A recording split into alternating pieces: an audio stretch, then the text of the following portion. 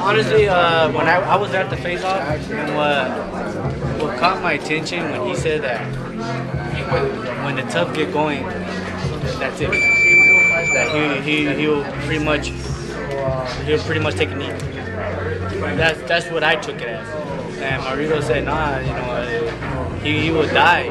He'll die in there, which people are taking, oh, he's gonna die in the ring for what? No, it's just like, it's just the warrior mentality. You know, he's not really dying in the ring.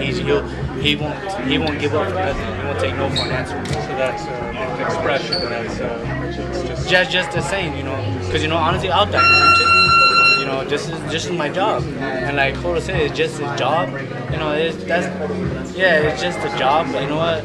It's your job that you love. You can't just go in there and think it's just a job for a payday. Fans don't like that. Fans want the real Cotto come out, a real fight, a real war like that. That's what they want. And so, you know, just when somebody say it's just my job, I didn't really like that. Back to your fight, can you tell us, I read for ESPN in New York, can you tell us when did you come into New York and perception of the city and anything that's happened so far here? Well, I came in last night, so I didn't really get to see much. I came in, I got in like at 10 o'clock last night, and I was very excited to come. I didn't sleep for 5 hours. I was on an airplane just waiting to get to New York because I've never been to New York, and I wanted to see the Big Apple for the first time.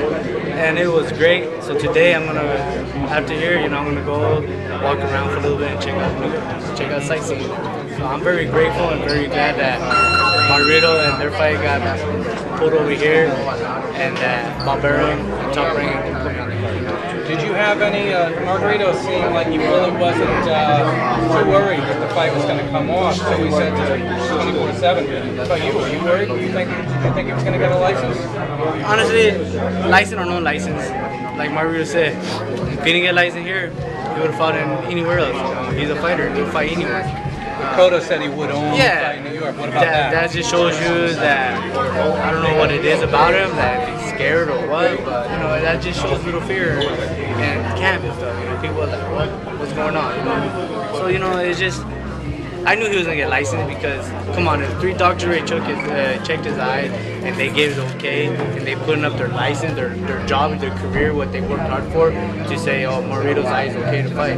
You think, I don't know why New York didn't want to do that. I think it was just all mental mind games and stuff like that. Try to mess with this man. So, you know, Margarito's, he said it doesn't bother him, it doesn't affect him, he's ready to fight, and I believe him. Back to you. How many pounds you got to drop to make weight? How far away are you? I'm on weight. I'm probably like 3 pounds. You know, I'm just right now. I'm just doing my workout.